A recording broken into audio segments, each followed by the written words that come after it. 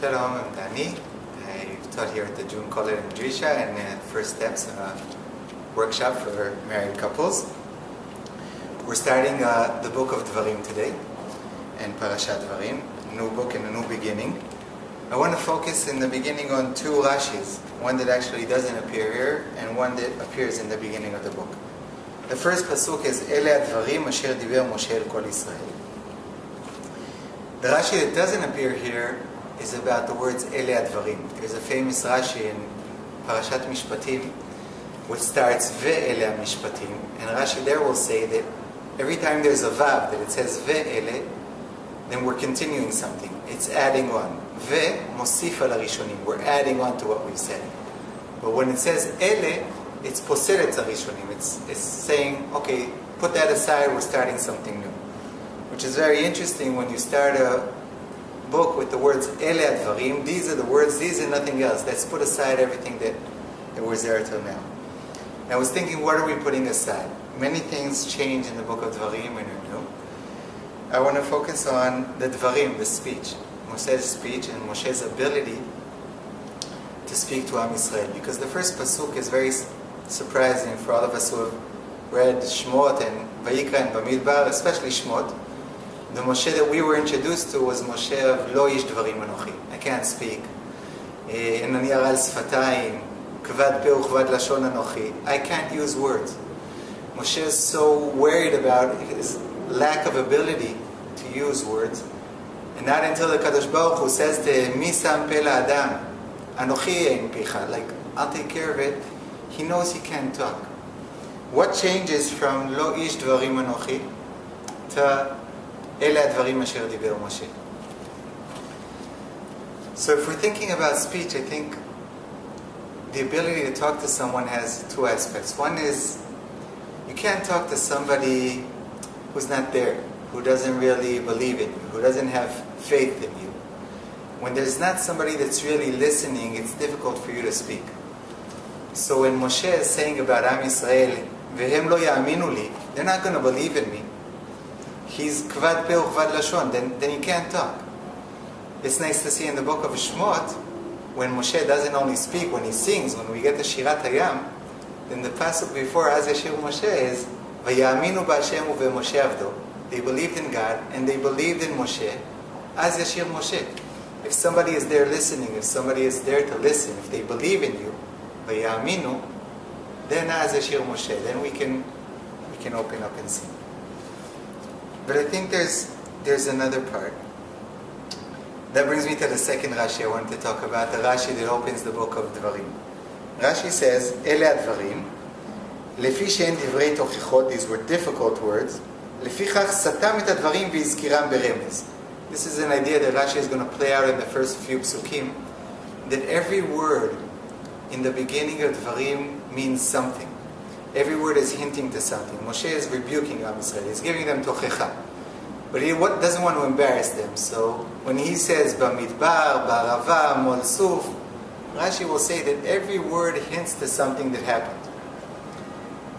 Now in one way that is, he's giving them tochecha in terms of content, but the language is language of love, or of immense closeness. Yehuda Amichai has a beautiful poem about how lovers have to talk less and less. Because they reach a point where it's enough to go by and say, remember that, or say a name of a place, and the whole story comes to life.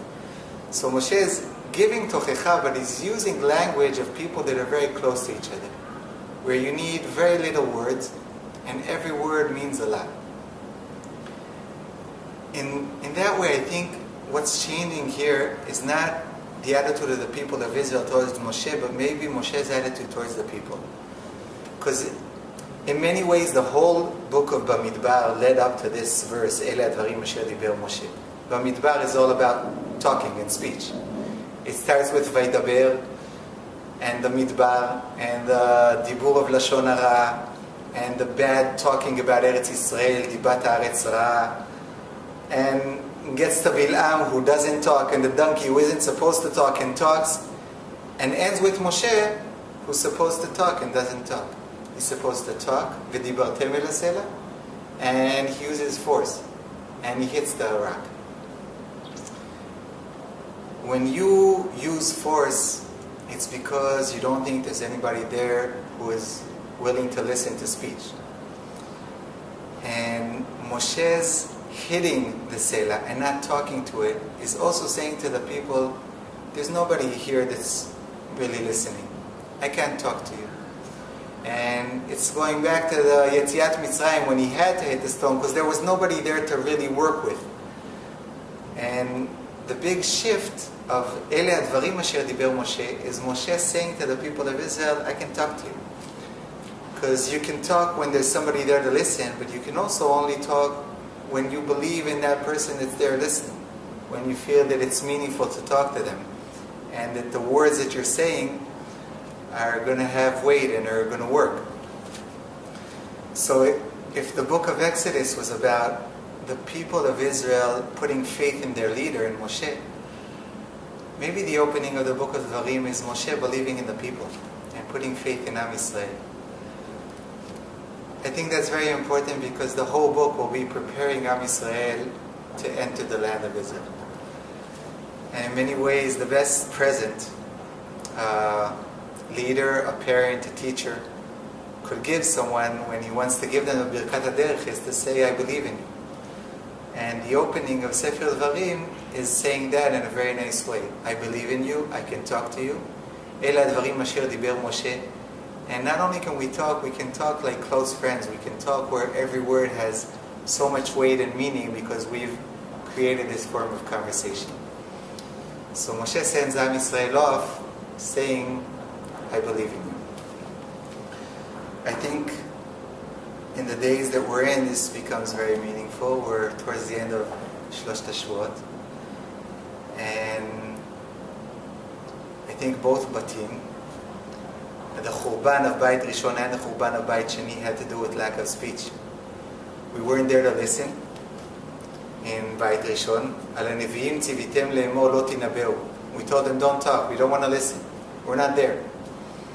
And Beit Sheni charav b'glal sinat chinam. We weren't talking to each other. We didn't see the other person as somebody who was worth talking to.